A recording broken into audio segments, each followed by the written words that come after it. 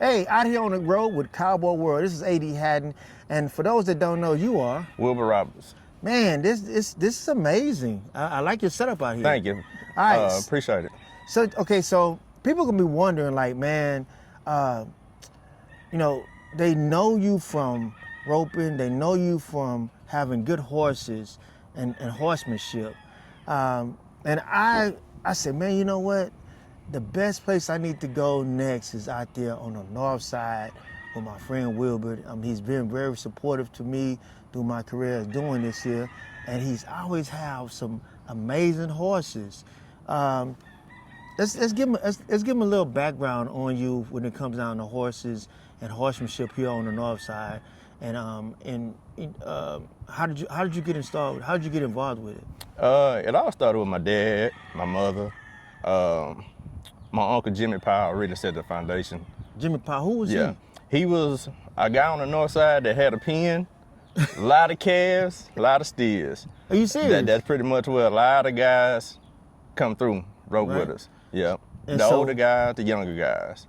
So when you started roping, you start at a young age roping, or how did that begin? 6 or 7, like any other kid, in the backyard roping a dummy. We didn't have a barn, stalls or arena in our backyard, so it was always at my uncle's place. Okay. So just like any other kid, roping buckets, dummies, leave from the backyard, go around the corner, jump on some horses. Okay. Yep. So when that happened, your uncle, was he pretty much a pretty well known horseman? He was a cowboy. He did a little bit of everything. He bulldog steered, he rope calves. My dad used to bulldog a little bit, rope calves mostly, but my dad had more of the training aspect of it. Okay. So that's where I picked that part up from. Okay. Was there any particular bloodline that he started with, or he just, what was your aspect when it came down to horses? Well, I didn't get into the bloodline part of it until I got a little older. Okay. To really watch what's really going on with the horses. Back then, when they was coming up with horses, they would use horses from sale borns out the bucking string, okay, and make horses. That's how they did it then. That's for real. Exactly. So that's what got the aspect of training involved, because you had to know how to train to make your horses. So who inspired you? Man. Give me a couple of names, because I want to come from here to the next situation, but it comes from what you're telling me for us, the guys around here on the north side. Actually, we need to put a stamp on where exactly are we right now. Well, we on the north side. This is considered the northeast side. Okay. Of Homestead area, but I'm originally from Acres Home. Okay. So that's where my foundation really took off from. Okay. Right. And when you say Acres Home, I'm gonna say what we used to say back in the day. We used to call Acre Shakers. Acre Shakers, that's it. That's it. Acre Shakers. That's it. Why? Okay, it's two reasons. Why do you think we called it Acre Shaker? Man, the whole saying is Acre Shakers, hubcap takers. Oh nah. That came from the south side. I never heard that. Yeah. Reason why I said Acre Shaker, because we always thought that y'all had a bunch of walking horses out Nah. Nah, that wasn't it. That wasn't it? Nah, that wasn't it. That was it. It was on a little different level. Okay. I knew nothing about that part. Yeah. Okay, so give me some names out here in Acres Home. Let's start in Acres Home. Man, it was a lot of guys that really inspired me that I watched growing up. I'm gonna give you some names as James Collins, Big James Collins, Lil James Daddy, Reginald Page. He was a big mentor to me. Reginald Page. Yeah, he passed away a while back, but he was a good guy. Why was he so influential in the situation? Because at the time he was real close with my dad, and I had a chance to watch him more than kind of anybody. Oh. And he was one of the guys that can rope and bulldog, train horses, and he was a competitor. He taught me how to win. Okay. So it was at that point where my dad let me go off with him for a while, and I think one of the greatest things a dad can tell a son or their child is, I done taught you everything that I can teach you. Okay. Now it's time for you to move on with somebody else. Okay. That makes sense. That makes a lot of sense. Yeah. Okay. Give me a couple of names. Give me a couple more. Larry Solomon, Okay. Dana Williams, Robert wow. Gary, Oh wow. Sonny Duncan, Jerome Bush. Jerome Bush was a big help in my roping career. Why is that?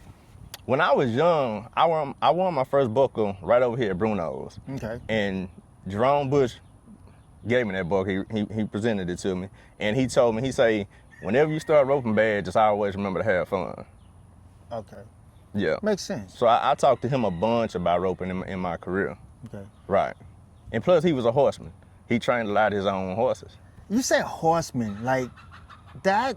When you say horseman, that means it carries a lot of weight with me. It carries a lot of weight. It's a thin line between guys that just know how to rope and guys that know how to rope and train and win at the same time. Okay, I see that. So it's a thin line between putting that together. A lot of guys can mount horses and just rope and don't have a clue about what to keep that horse working. Okay. But there's some guys that can do it both and be just as handy. All right, I dig that. So, you mentioned, okay, so is that all the guys or you have a few more? Because I don't want to cut you off and say, you know, you have a few more. Man, Levi Davis was one of them guys. Okay. But he was from the south side of Houston, like. When you winning and want to learn how to win, you gonna watch them from wherever they from. Okay, I dig that. I mean, I watch guys from Oklahoma. Randy Jackson was a guy that I constantly watched because he was a bigger guy. He was stout. He could move swift. Okay. So I kind of studied the guys that I thought would fit my style of what I wanted to do. All right, I dig that. When it came down to arenas and places that you went on the north side, give me a few names. I have a few names here, but I want to see if we could collaborate on a couple of names. Man, one of the biggest arenas that we had on the north side was probably Circle A. That was Herman Adams Arena. Godly, that's that one was of like, them.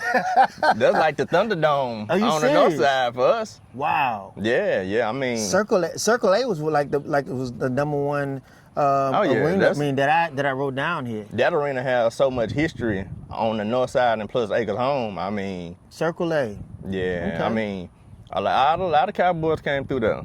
Okay. So that was one of the places that y'all went to on a regular. To rodeo. Yeah, on a regular. Bruno's is another one. Okay. That's a legendary arena.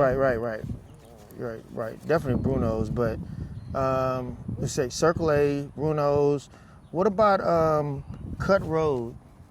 Cutting Road, I think that probably was a little bit more in my dad in them area. Okay. That was a little bit more in my dad in them area. Okay. Yeah. But you do know of it. Yeah, I know of it. So on the north side, I mean, was that considered? That's off of. I was off of 249. So the deal I'm gonna tell you about, like when you heard Joe Beaver in the interview say Papa Jack's, it's a little arena that's right down the street from my house. Okay. That's where the baddest of the baddest came to jackpot it. You would catch guys from Joe Beaver, Fred, Ricky. I mean, you name them. They was all right down this street right here. Are you serious? Yeah. Me and Glenn would sit on the fence when we was too little, watch them rope. When we got big enough to rope, we roped with the grown men. There was no Jimmy Cannon. There was no middle ways. You just When we was coming up, it was like when Levi and them was roping and all of them was in their prime. We was young, but we wanted to rope with them, so we would rope with them. Okay. It wasn't no limit, weight on the juniors or weight on the double out or weight on the triple out. Oh wow. We rope with the grown men. Because we wanted that feel if we place or win, we didn't place with the best of them. Jeez. So you actually said that all those guys that went to the NFR, I mean that was down south, this way were on your side of town. Yeah, roping. exactly. Wow, that's And that's at my cool. Uncle Jimmy's place, man, some of the best bulldoggers you could think of came through there, and ropers. Darryl Petrie started right there. Are you serious? Darryl Petrie, Greg King. You got guys like, Man, Joe Mason, man, it was just so many guys. Gene Montgomery. So I was talking about this once before. Having those arenas there and doing that type of activities, did that cultivate the skill set in order to be a still dogger or to be a roper? Or It did. Being around it? It did, because it goes back to a lot of people from the inner city didn't have places to go practice. Okay. So that was the spot to go practice. I remember the times Ted Perkins would come down. My uncle would charge $1 a cab for guys who want to come practice. $1 a cab. And I would have to push them. So Jeez. I had a chance to watch all the good guys come through. Come up. Ted Perkins, Hall Flemings. I mean, all them guys would come to my uncle's place to rope. So I had firsthand on watching the greats. Wow. And what made you home in on the horsemanship? It's just been a passion. It's been a passion all my life, pretty much. I always roped to win, but my passion and true passion just been what can get this horse to operate. And that's the catch. What can get the horse to operate? Yeah, that's the catch. I remember one time at that same arena, Dexter Grace would come rope with us a bunch. Okay. And he would say, man, you know, you're going to have a gift to get horses to do something that a lot of people can't do. And that's to operate. And that's to get them to operate. Okay. I don't want to get too far in because you have done some amazing work with horses. Thank you. And actually you've actually sold a lot of horses that went to do some amazing things for other people. Right, correct. So that would brings more people your way from from what you've put into a lot of horses that help other people. Right, exactly. The very first horse, Lil Jeffrey Hayes, his son, the very first horse he ever had, I sold him that horse. It was a Welch. It was named Lil Dirty. That's when he was walking around the rodeo, just walking, packing a rope. And that horse got him to Vegas. Well, no, he started on that horse. It was a Lil Welch. He started roping. That's what he started roping on around the house. I mean, but didn't that? But that what got him started to want to rope more. But okay, so did he buy another horse from you that actually? Nah, just that one. That one. That was his first one. Just that one. Okay. My understanding that was the horse that actually helped him get to Vegas. Nah, it got him started though. Yeah. Yeah, that Welch got him started where he could rope, and he rode him and played on him, and that's what really got him coming out. Okay, well, my sources said that horse got him to Vegas the first time. Hey, okay, so, I'm not gonna disagree with that part. Well, that's my sources. All right, I was gonna get to that, but I wanted to talk about your career as a calf roper and as a horseman when it came down to roping and match roping and some of the places that you. What was one of the hardest match roping that you had? I haven't been in many. I had a good one with Jeffrey Hayes Sr. Okay. Me and him had a good match. Okay. And it was something different because it wasn't a grudge thing. It was just we childhood friends and we did it for a friend. So it was a good match. I mean, it was a good match. So I like to help in a bunch of matches because I like the preparation to help a lot of guys. When it came down to that match roping, times like the times that you had, were they pretty sharp? Oh yeah, I mean we tied some in 8, we tied some in 9. Oh wow. So I mean, yeah. Okay, so no 7s. Nah, no 7s. You just gotta be what the job requires you to be sometimes. He said, "Be what the job requires you to be at sometimes." Okay. That's all. That's a part of winning. That's what it was. Yeah. Okay. Yeah. Okay. You just gotta, When you actually help people to match roping and you were at match ropings, what's the biggest excitement about going to a match roping for you and actually being in one and actually going to see one? Picking the calves, making sure the horse is on point. Okay.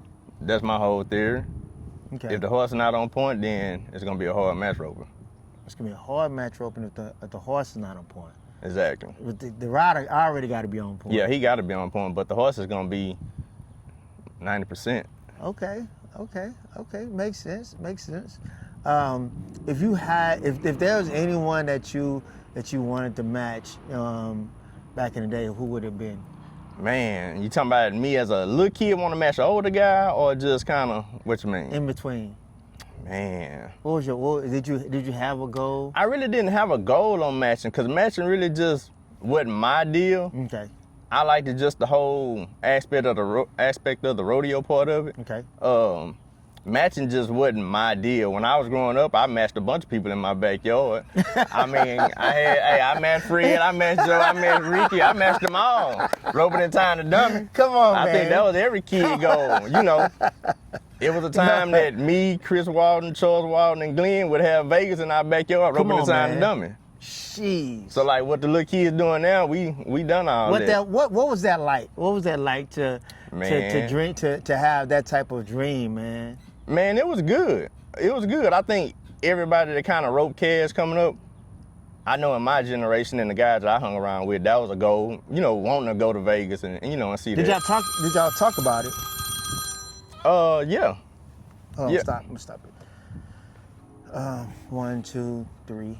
Hey, did y'all talk about going to Vegas? Yeah, I mean, every kid does. You think so? Yeah, I think. Nowadays, I don't see that excitement for guys like y'all used to say about, man, I got to get to the Yellow Gates.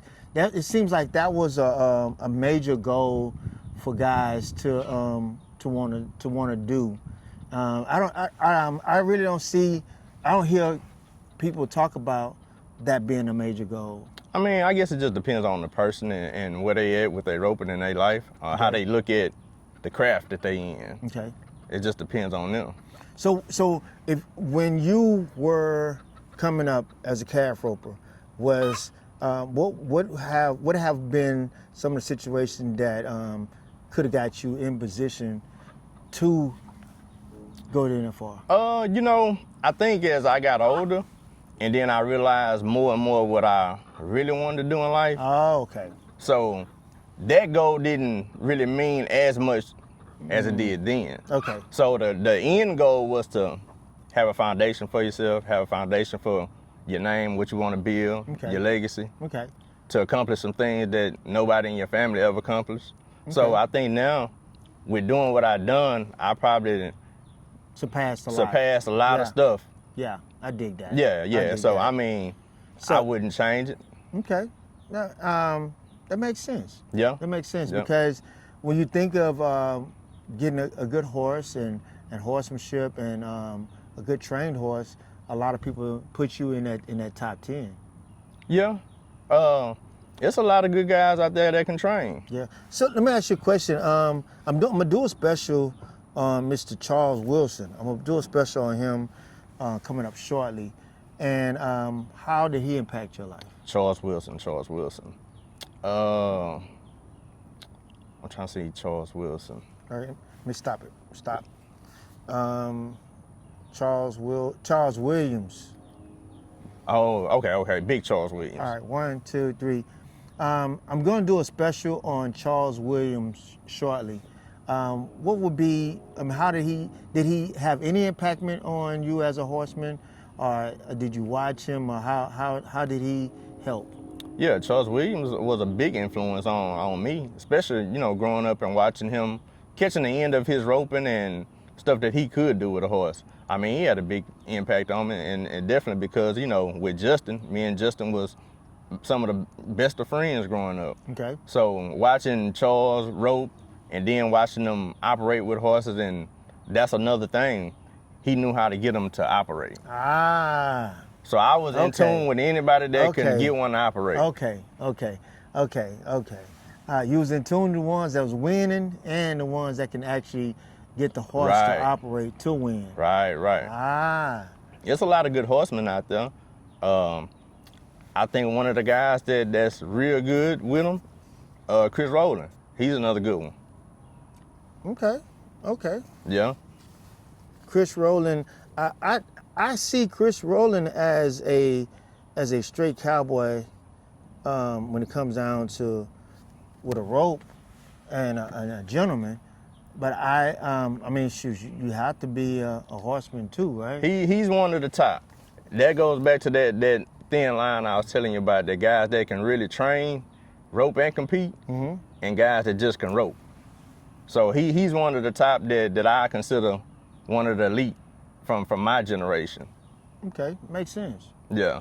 Makes sense. Yeah. It makes sense. Because I've seen him be an all-around hand Oh, when it yeah. comes down to Yeah. working horses. Oh yeah, working horses and being competitive and winning on a constant, on a constant scale. So who would that be out here on the north side? I mean, we had quite a few guys on the south side. Who would that be on the north side? Man, now I mean, you got Jamel Baker from the north side. He's from Okay. Acres Home. Okay. He's another one that train a bunch of horses, still roping and competing, Right. can win. Right. And he's a little bit under you. Yeah, he's a little bit under me. He's a little Right. bit under me. So when Jamel Baker, definitely. Who else? So when you let's go like when you were roping out here on the north side. Who would be in the same? Stop. God dang it! I could have sworn I had the song on silent.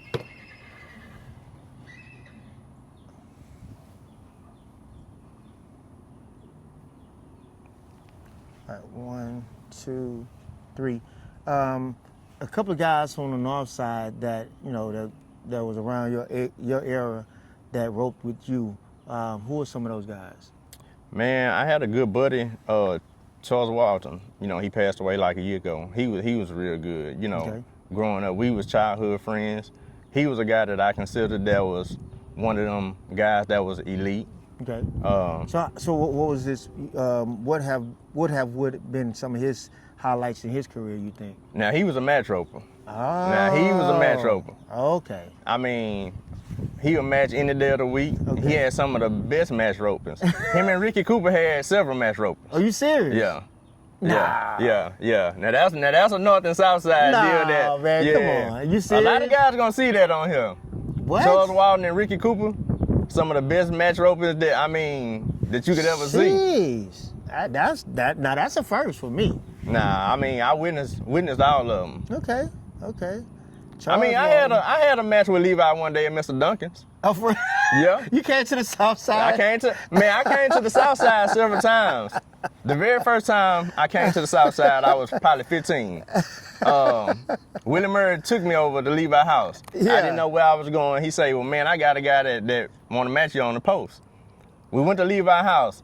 We jumped that ditch, went to that little pen that was across that ditch. Man, we probably matched that. on 10 head, Are you serious? and he beat me. I never forget that. Oh my gosh, that was a long time ago. Yeah, that was a long time ago. All right, so when it comes down to, ropers on the north side of town in your era, so it was you, the gentleman you just spoke of. Who else would you say? Willie from the north, Willie from Acres Home. Okay. Willie trained. Willie always had good horses. It was a point in my career that I didn't have horses. So I rode a bunch of Willie horses. Okay. And would take them all over the world. So he was one of those guys that was willing to help a young person. Oh yeah. As well, because I mean he's a lot older than you. Yeah. So he was one of those guys that was, hey man, I got something that I need rode, and you're a good rider. Right, let's go ahead right. and make this happen. Right. He was one of them. Back then, you just had to want to do it, and people would help you. Okay. Now the generation, some of them, you just gotta kind of Fill them out. You gotta fill them out. It's almost like I invited 5 guys over the rope, young kids. Okay. In my generation, everybody pushed while that one person roped. Then the next person roped. Everybody's sitting on the horse. Now they want one person to push while everybody's sitting on the horse. Yeah, exactly. That ain't cool. So man, it changes. So but that's taught.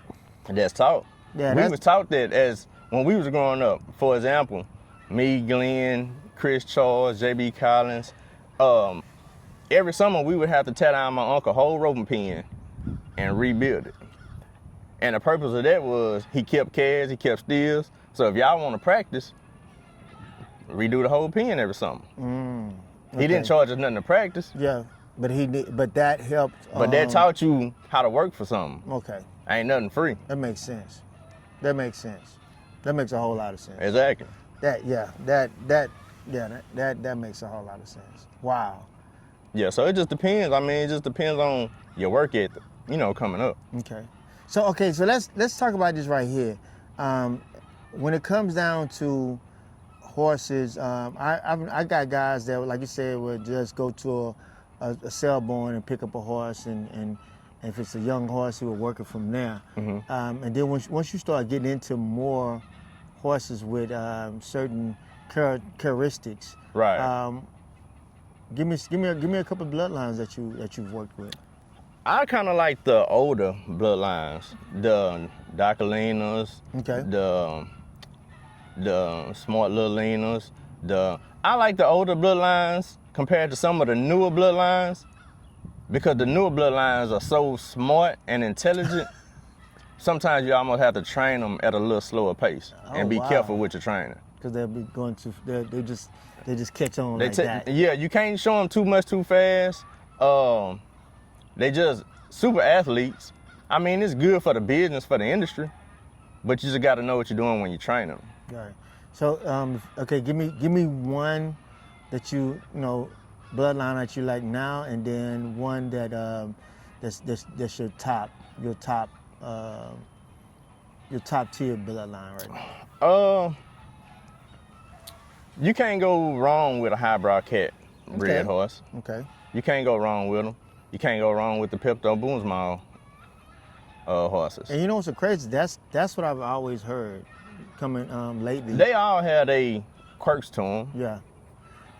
Okay, so, you say quirks. Hancock has a bad quirk. Hancock has a bad quirk, but it's not really bad. I've had several Hancocks. Okay, what is it? A lot of people say they kind of hard to train. They're a little stubborn, a little hard-headed. Okay. But I done ran and had some good ones. I understand that they'll blow up too. Nah, I don't think they'll blow up fast as any other breed. It's just you got to know what you're doing with any of them. All right. Well, y'all heard it first right here. Hey, I have yet to have a Hancock horse, but that's what I've been told. But as you can see, he has a different experience. We all have different experiences with different horses and bloodlines and things of that sort. So I just thought that I would see what he would say about it. But yeah, I'm good with that. I do need to ask you this question right here. When it comes down to the next generation of cowboys, is there anything that we could do now to help the next generation of cowboys? Man, I don't know about really doing anything. There's some young ones out there that I watch that I like though. Okay. And I keep tabs on them because I like to, I like the aspect of watching the next generations come. Okay. Even the ones that's right behind me and the ones that's a little up under them.